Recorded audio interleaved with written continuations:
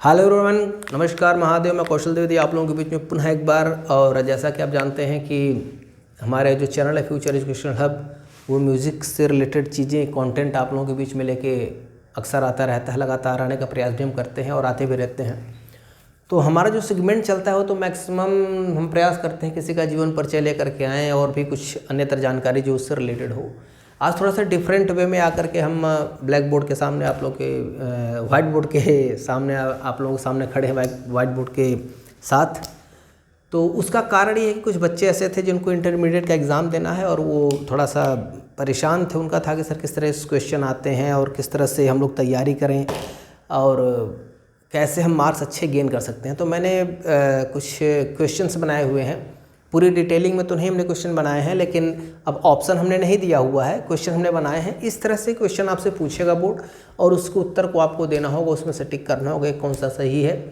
और उसके बाद सही एक ग्रुपिंग का क्वेश्चन आता है, जैसे कि हमारा जो क्या कहते हैं कि सैम्पल पेपर जो हमने सॉल्व किया हुआ था, तो उसमें काफ़ी चीज़ें आपको मिल जाएंगी कि नहीं वाकई प्रारूप क्या होता है बोर्ड का। तो इस चीज़ को थोड़ा सा देख लेते हैं हम लोग। जैसे मान लीजिए कि आपसे क्वेश्चन पूछ दिया, अब तानपुरा एक बहुत ही इंपॉर्टेंट चैप्टर हमारा है। अब तानपुरा से अगर वो क्वेश्चन पूछ रहा है तो तानपुरे को लेकर के हमको 2-3 चीज़ें हमारे जहन में बिल्कुल क्लियर कट होनी चाहिए। जैसे तानपुरे की लंबाई कितनी होती है, उसका जो तुम्बा होता है उसकी परिधि कितनी होती है, तानपुरे का मिलान विधि क्या होता है। तो तानपुरे का मिलान विधि आप जानते हैं 1 2 3 4, ये पहला तार, ये दूसरा तार, ये तीसरा तार, ये चौथा तार। किसे पहले तार को सबसे पहले प्रायोरिटी देंगे मंद सप्तक के प से। अगर राग में प स्वर वर्जित है तो इस कंडीशन में उसको मिलाएंगे म से, मंद सप्तक के म से। अगर कोई ऐसा राग है कि उस राग में प और म दोनों नहीं लग रहे हैं तो उस कंडीशन में पहले तार को मिलाएंगे मंद सप्तक के नी से। तो पहले तार को मिलाने के लिए आपके पास 3 ऑप्शन होते हैं, उसकी कुछ शर्तें होती हैं। वो शर्तें क्रम से प म और नी, ये शर्तें होती है। पहला प्रायोरिटी प को, वर्जित है तो म को, दोनों वर्जित है तो नी को। इसके दूसरे और तीसरे तार को मध्य सप्तक के साथ से मिलाते हैं। किससे मिलाते हैं? मध्य सप्तक के। और इसको क्या बोलते हैं? जोड़ी का तार। ये आपके जहन में हो सकता है, क्वेश्चन यहाँ से बन सकता है कि तानपुरे में जोड़ी का तार कौन सा होता है, पहला दूसरा, दूसरा तीसरा, तीसरा चौथा, पहला चौथा, ऐसे करके दे सकता है वो। तो उसमें सेकेंड एंड थर्ड तार जो होता है वो हम मिला करके जोड़ी का तार कहलाता है। ठीक है, ये जो अंतिम तार होता है इसको मंद सप्तक के साथ से मिलाते हैं। तानपुरे का 2 स्वरूप, एक स्त्री वर्ग तानपुरा होता है, पुरुष वर्ग तानपुरा होता है। अंतर दोनों में क्या होता है? पुरुष वर्ग में इसमें पहला और चौथा पीतल का तार, स्त्री इसमें चौथा तार पीतल का, बाकी सब स्टील का। अब इसी से देखिए घुमा के किसी तरह से कोई ना कोई क्वेश्चन पूछने की संभावना ज़्यादा है, क्योंकि तानपुर से रिलेटेड कोई ना कोई क्वेश्चन पूछता जरूर है। इस चीज़ को अपने जहन में रख लीजिए बिल्कुल शॉर्ट फॉर्म में। उसके बाद अब जैसे मान लीजिए कि पहला क्वेश्चन हमने बनाया तानपुरे की लंबाई। तो तानपुरे की लंबाई जो मानक बताई गई वह 150 सेंटीमीटर बताई गई। ये तानपुरे की लंबाई कितनी होगी? 150 सेंटीमीटर होगी। थोड़ा सा मैं इसको ऊपर कर लेता हूँ, जस्ट ए मिनट। जी हाँ, तानपुरे की लंबाई कितनी? 150 सेंटीमीटर। तो अगर तानपुरे से रिलेटेड ये क्वेश्चन आता है तो इसके लिए आप 150 वाला जो ऑप्शन रहेगा उसको आप सही टिक करेंगे। अगला क्वेश्चन क्या है? तानपुरे के तुम्बे की परिधि, ये है 90 सेंटीमीटर। इसको आप देख लें। ठीक है, अगला क्वेश्चन आपसे पूछ रहा है तानपुरे में जोड़ी तार मिलान स्वर, मतलब जो जोड़ी का तार है उसको किस स्वर से मिलाते हैं, उसका मिलान स्वर क्या है? अभी आपको हमने बताया मध्य सप्तक सा। ठीक है, मध्य लिख दीजिए। अगला आ रहा है सप्ताध्यायी का संबंध किससे है? आपके सिलेबस में एक ग्रंथ होगा जिसका नाम होगा संगीत रत्नाकर। संगीत रत्नाकर में 7 अध्याय हैं। उन 7 अध्यायों के आधार पर ही उसको सप्ताध्यायी कहा जाता है। उसके रचनाकार आपके पंडित सारंगदेव जी हैं। 13वीं शताब्दी में यह ग्रंथ लिखा गया। तो मैं जितनी बातें बता रहा हूँ इनमें से ही कोई एक एमसीक्यू क्वेश्चन के रूप में आपके सामने आ सकता है कि सप्ताध्याय किसको कहते हैं, सप्ताध्याय के रचनाकार कौन हैं, सप्ताध्याय कब लिखा गया, इस तरह से क्वेश्चन बन सकते हैं। ठीक है ना। अब उसमें 7 अध्याय आपका स्वराध्याय हो गया, राग विवेकाध्याय हो गया, प्रकृत अध्याय हो गया, प्रबंध अध्याय हो गया, वाद्याध्याय हो गया, क्या कहते हैं कि नृत्याध्याय हो गया। इस तरह से करके उसके टोटल 7 अध्याय हैं। वाद्याध्याय हो गया, इस प्रकार उसके 7 अध्याय हैं। तो अध्यायों से रिलेटेड क्वेश्चन पूछ सकता है कि प्रबंधाध्याय का संबंध किससे है, प्रकृताध्याय का संबंध किससे है, इस तरह क्वेश्चन पूछ सकते हैं। पूछ सकता है कि संगीत रत्नाकर में सारंगदेव ने कितने रागों के विषय में बताया, तो संगीत रत्नाकर में 264 रागों के विषय में बताया। ये क्वेश्चन पूछ सकते हैं आपसे।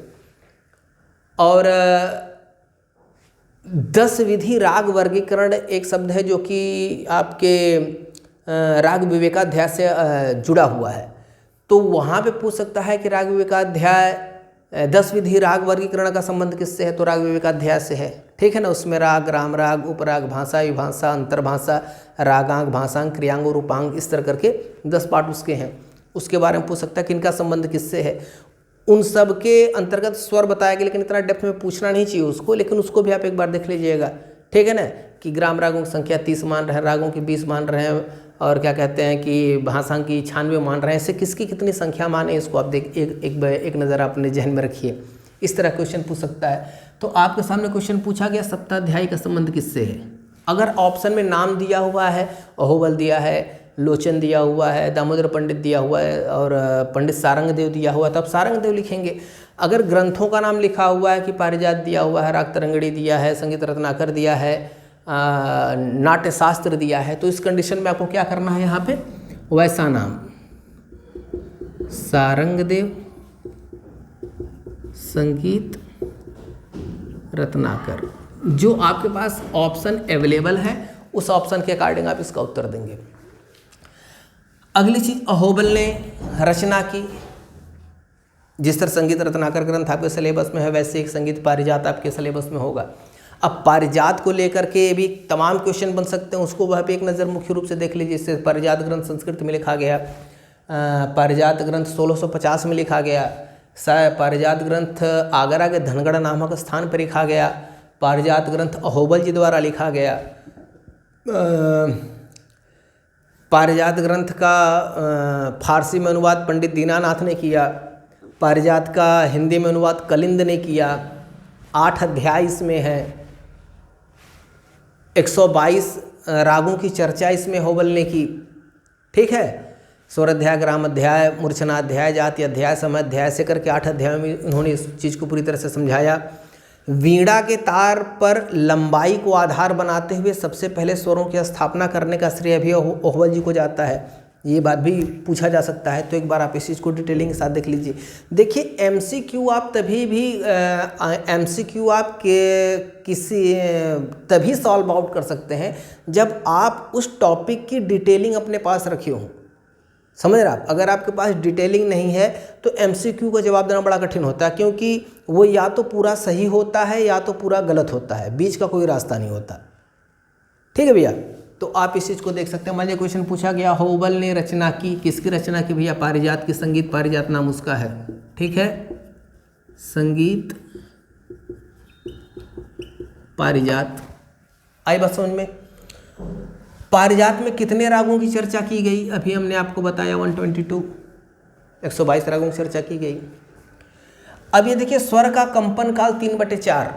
अब आप लोगों के टॉपिक में गमक होगा, गमक को लेकर के वीडियोस में हम आपने बताए हुए हैं, जो आपका क्या कहते हैं कि सॉल्व पेपर होगा, उसमें हमने गमक को अच्छी तरह समझाया होगा, आप उस चीज़ को देख लीजिएगा।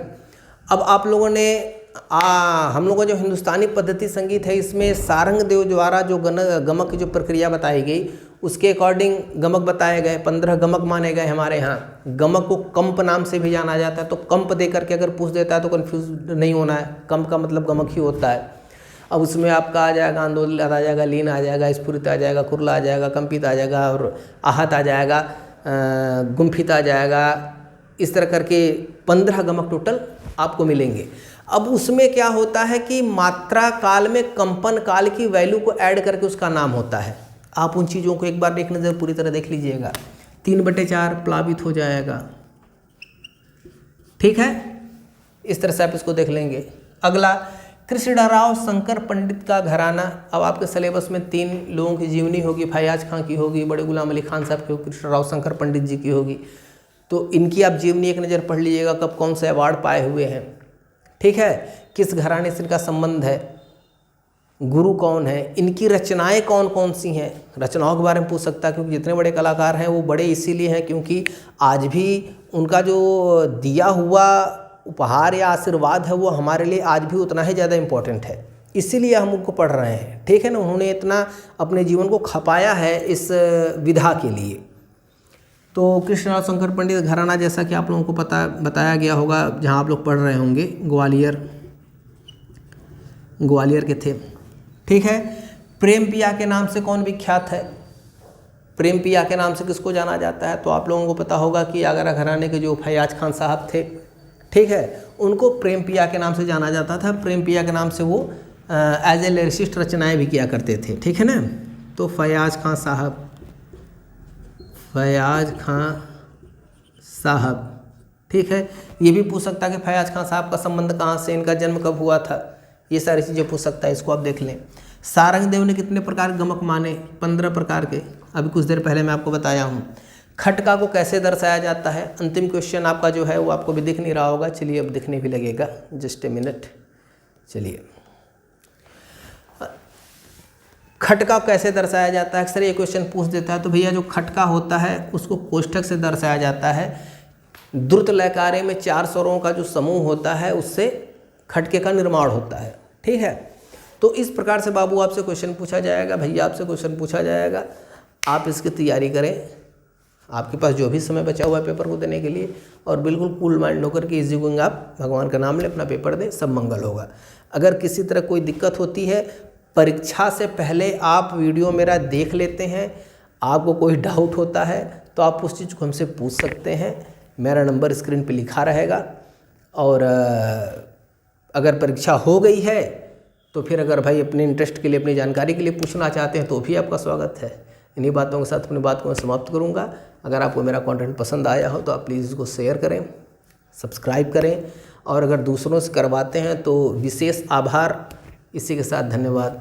महादेव।